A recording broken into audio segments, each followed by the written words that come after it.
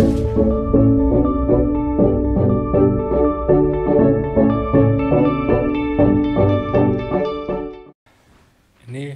Pak Marwanto ini luar biasa sekali, meskipun sudah menyita waktunya banyak, tapi masih ada 2 pertanyaan tersisa, last two kalau badminton, Pak.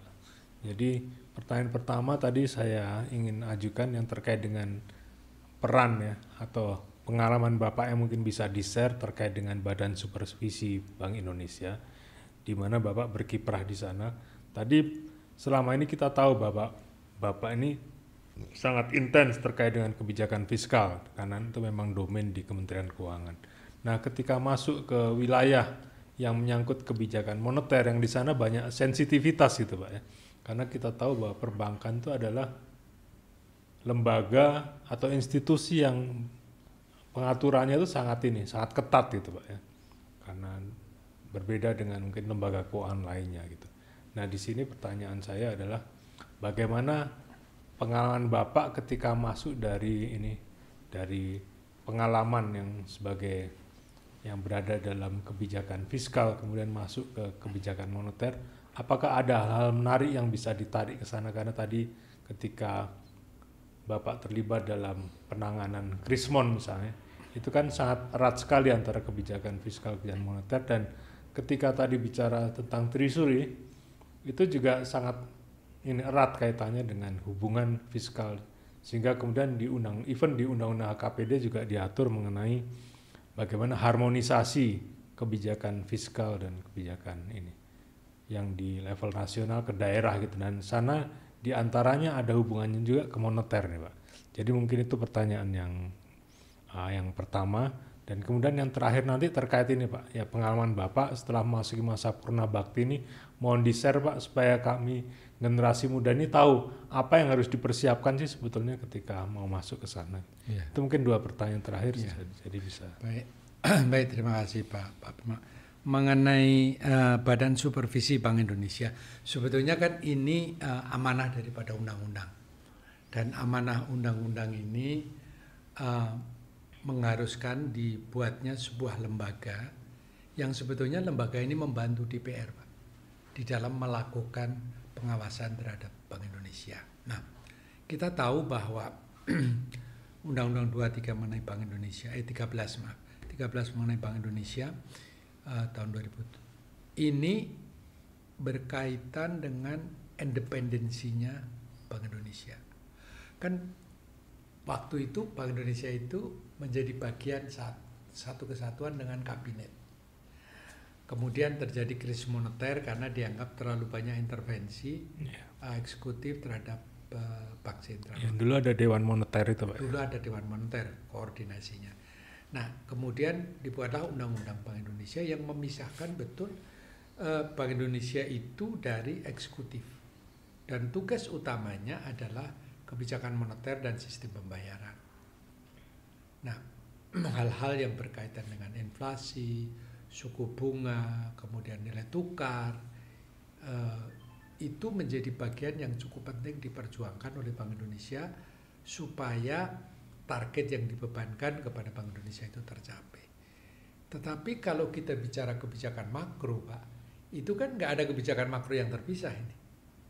Kalau kita bicara fiskal, moneter, neraca pembayaran, kemudian kita bicara masalah sektor real, itu kan sebuah bencana yang saling berhubungan. Pada saat pajak dinaikkan pada sektor tertentu, pasti akan menyurutkan kegiatan di situ. Pada saat kemudian komoditi tertentu diberikan insentif pajak dan komoditinya itu diekspor, pasti akan menghasilkan akibat tertentu. Jadi dengan demikian, sektor makro itu saling mempengaruhi, dan kemudian yang terbaik adalah bagaimana menjaga supaya peran dari masing-masing komponen makro itu bisa berjalan seiring. Nah, dengan adanya independensinya ini, quote-unquote daya koordinasi dan tawar-menawar antara kebijakan moneter, sistem pembayaran, dan kemudian kebijakan fiskal itu bisa dikoordinasikan, tetapi tidak semudah masa sebelumnya.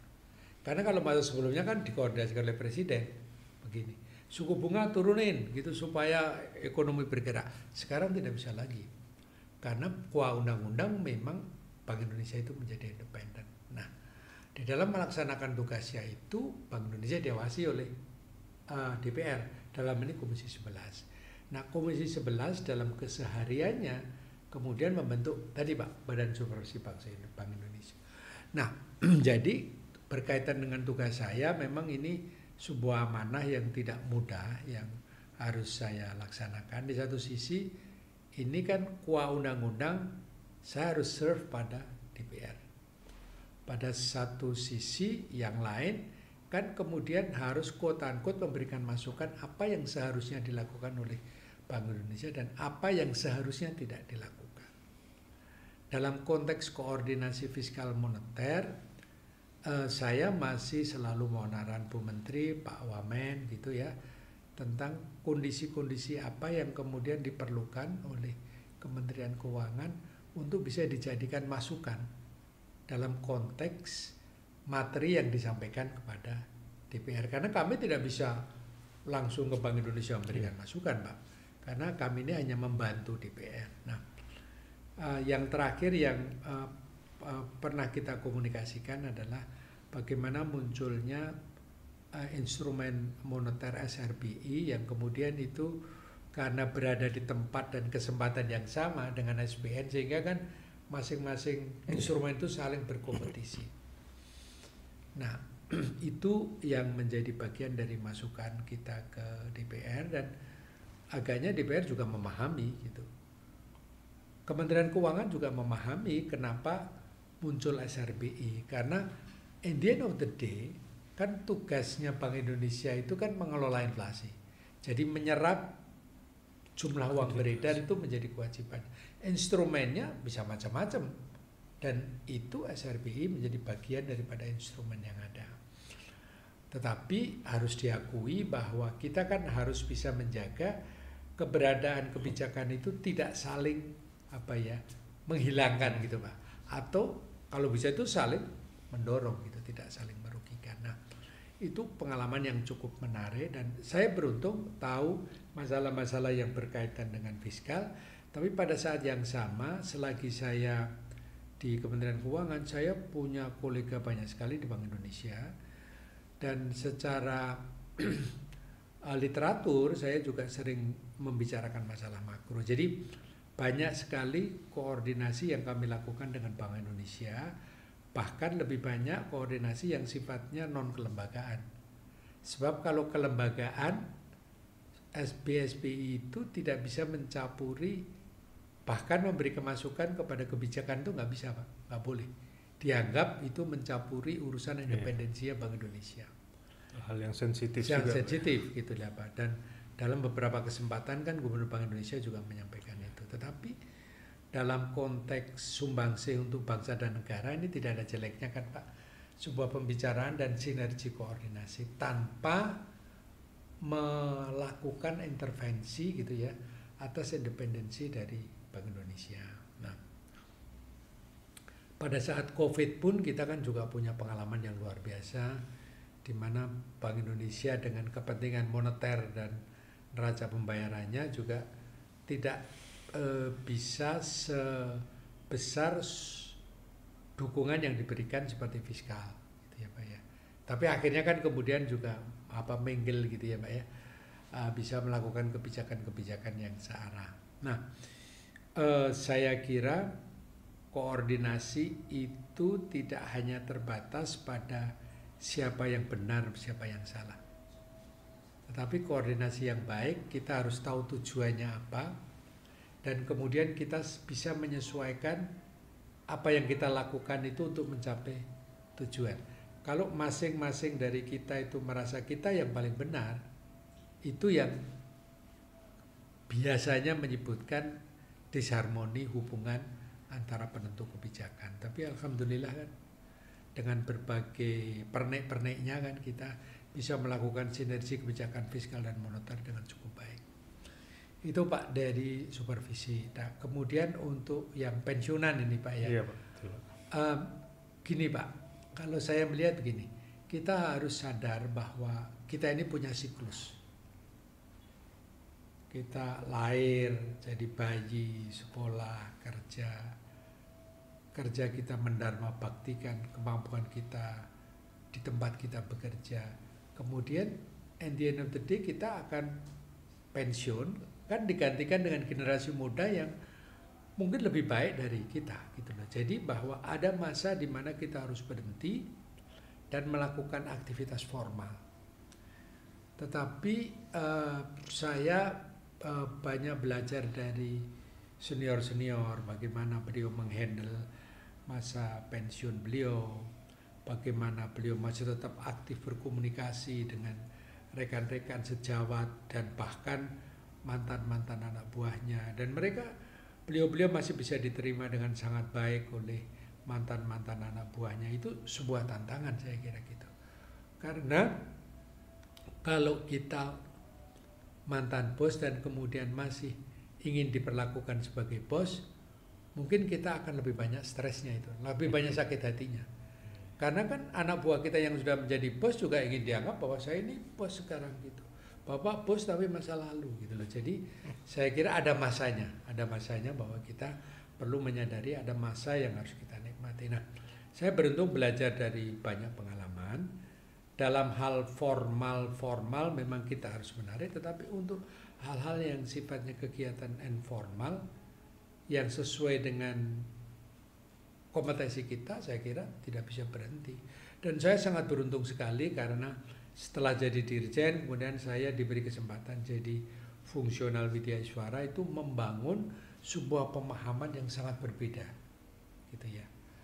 Dan pada saat saya mau jadi Widyaswara pun, beberapa sohib saya yang waktu itu jadi dirjen masih menanyakan, Mas, bener nih sampai mau jadi Widyaswara?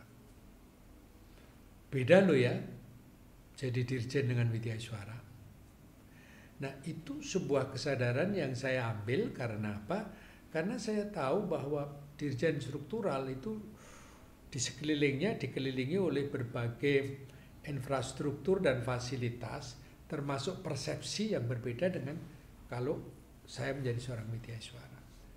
Tapi itu sebuah pembelajaran bagi saya bahwa seseorang itu ada masanya memang. Ada para filosof bilang bahwa zaman itu punya pimpinan dan pimpinan itu akan lahir pada zamannya.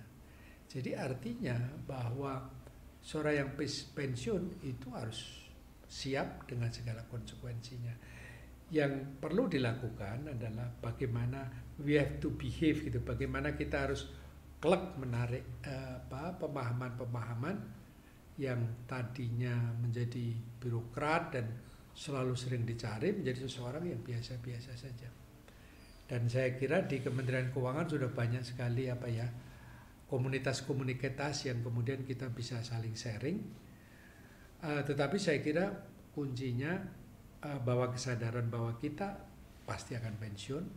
Yang kedua, serahkan semuanya dengan ikhlas pada Allah gitu Pak. Karena kita masing-masing ini kan sudah ada diatur. Istilahnya skenario-nya itu sudah ada. Nasib kotak kotor, bahkan hidup mati sudah diatur. Jadi ya kita jalanin saja karena semua itu ada masanya, dan insya Allah kalau kita ikhlas Pak, rekan, sahabat, teman itu masih saja itu selalu berhubungan dengan kita. Demikian Pak. Oh, Masya Allah, terima kasih Pak. Ini daging semua nih teman-teman. Jadi sekali lagi saya ingin mengucapkan terima kasih kepada Pak Marwanto, ya guru saya, sahabat yang telah memberikan ini banyak hal kepada kita semua dalam beberapa episode ini. Jadi saya harapkan kita tetap ini Pak ya, keep in touch, dan saya kira banyak yang kita pelajari Sobat The Maestro ya dari bincang-bincang kita dengan Pak Marwanto tadi, dan semoga kita nanti bisa berinteraksi di lain kesempatan. Saya kira saya cukupkan sekian Pak Marwanto, sekali lagi terima kasih, dan saya yang hari ini diberikan privilege untuk menjadi host dan mewawancarai The Real Maestro pada saat ini. Ya, mengucapkan banyak terima kasih kepada Sobat The Maestro yang telah menyaksikan bincang-bincang kita ini. Saya akhiri, terima kasih. Sampai berjumpa lagi di lain kesempatan.